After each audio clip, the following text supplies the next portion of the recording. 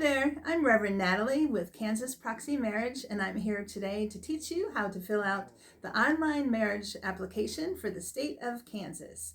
So we have the application on our website at www.kansasproxymarriage.net/marriage license. You scroll down when you get to that tab where it says Kansas Marriage License Information, and then it will say online marriage application is here, and just click on that here and it will take you to the Kansas Judicial Court online application. My daughter is here today to help me fill out the marriage license application so that you guys know how to do it too. Me? Right? Yeah, you. No, not me. Yeah. Not me. You're the talker. Yeah. Nope. No. Okay, I'll do the talking and you will help me fill this out. Okay. How am I supposed to do that when I'm holding the camera? Okay, You're filling it out. You can do it all. Okay, so my online Kansas application is all done online, and they will hold it this way so I can actually. Okay, stop yelling at me. All right, so the online application, like I said, it's done online, and they will email the marriage license to you. Now, they will tell you after the application that it takes up to 2 weeks, but they're big fat liars because it'll come after 3 days. And also, your Kansas marriage license is good for 6 months, which means you have to use it within 6 months or they will make you purchase a new one. It doesn't mean that after 6 months you're no longer married, because people ask us that all the time. So, no, you're married for life once you get this done. Okay, so the first page, the first thing they ask is county. Choose your county. I'm going to just cover this up because it makes you select an option. I don't recommend any particular county for people that are coming to just do a standard elopement here at our chapel. But if you're going to do a proxy marriage, please contact me first so I can recommend which counties we like to work with. There's certain ones that maybe are good at one time, but sometimes they change. And it depends on what kind of proxy marriage you're going to do. Also depends on your age. Some counties are better for younger couples. So please contact us before choosing your county if you're going to do a proxy. If you're just coming to an elope, it doesn't matter. The next thing it's going to ask is for ceremony information. It wants to know the name of the person performing the ceremony, the title, and the street address of that person performing the ceremony. So that is going to be asking for my information, my title, and then the address of our chapel here. The next thing it's going to be asking is for party A. There's going to be 2 parties. Hopefully there's just 2 of you getting married. So party A, traditionally, it'll be the husband will be party A, the wife will be party B. If it's a same-sex couple, then it doesn't matter.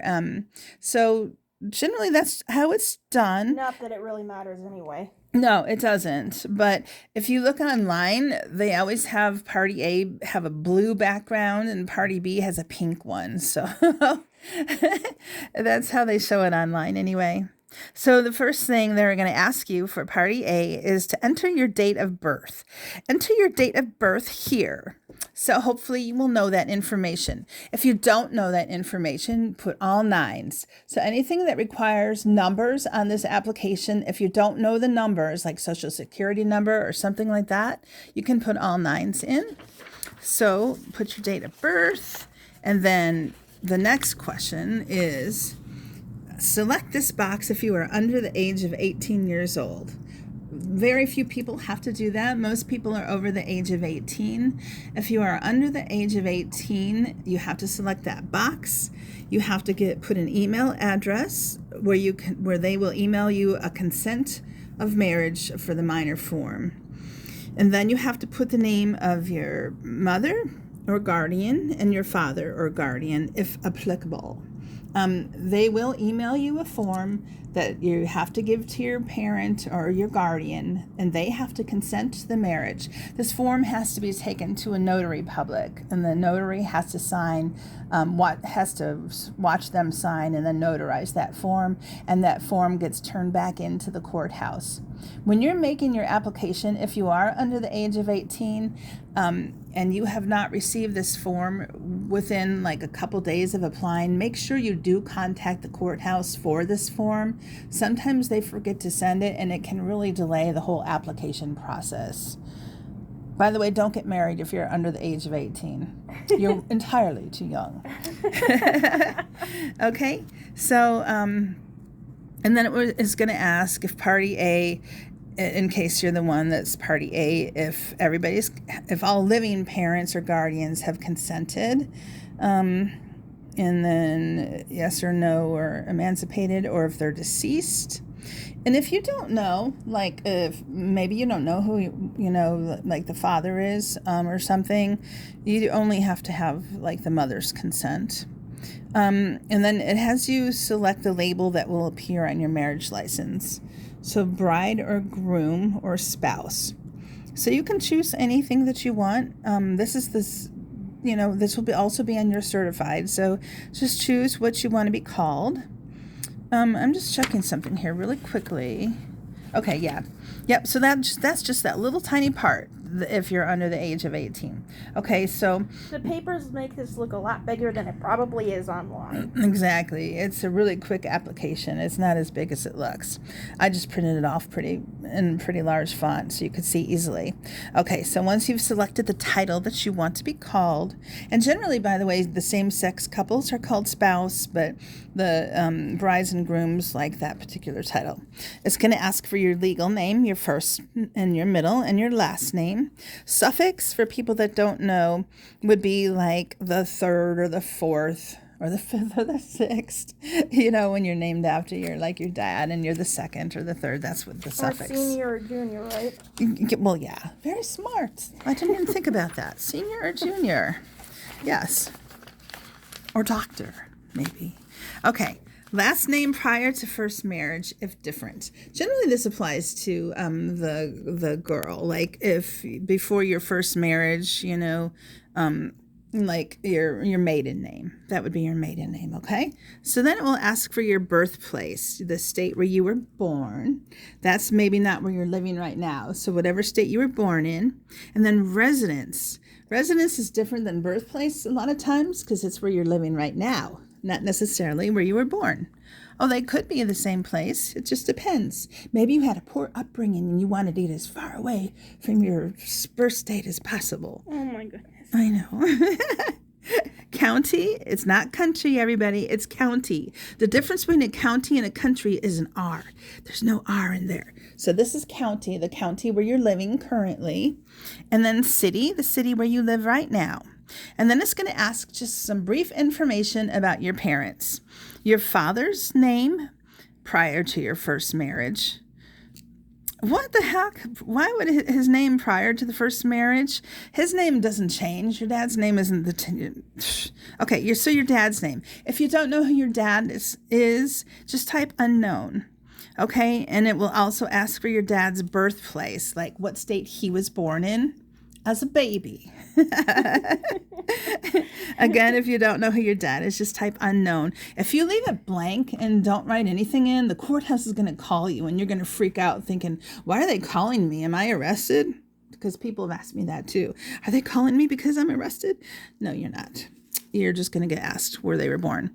Okay, mothers, they're going to ask the same thing about your mom. They're going to want to know her name prior to the first, before what she is. So her maiden name, like when she was born, what her last name was. Okay, and then also the state where she was born. Now that comes the exciting part. Designate a new legal name. You can, generally for the girls, they'll want to keep their first name and their middle name, but the new last name, they'll take their husband's last name a lot of times, which is very exciting. But you can change your whole name. And I wonder if we should be concerned about that. That could be a huge concern. You can completely change your identity in the state of Kansas and get away with it legally. And some people do. You could become a movie star or a famous singer, and there's nothing that famous person could do. Interesting. Okay, so this information is confidential and will not be released in identifiable form. That's because Kansas is not a public record state, meaning nobody can look up to find your marriage license online, nor can anybody purchase your marriage license except for you or your spouse or a designated legal representative. Okay?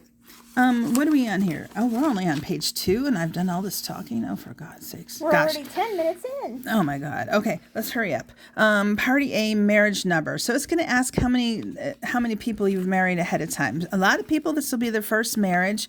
It has a drop-down list. So if it's marriage number 1, 2, 3, 4, you choose it. If it's your first marriage, you'll just go down and go NA or something like not applicable. But it will say, if this is not your first marriage, how did your last marriage end? Death, divorce, annulment, or not applicable. It'd be not applicable if it's not your first marriage.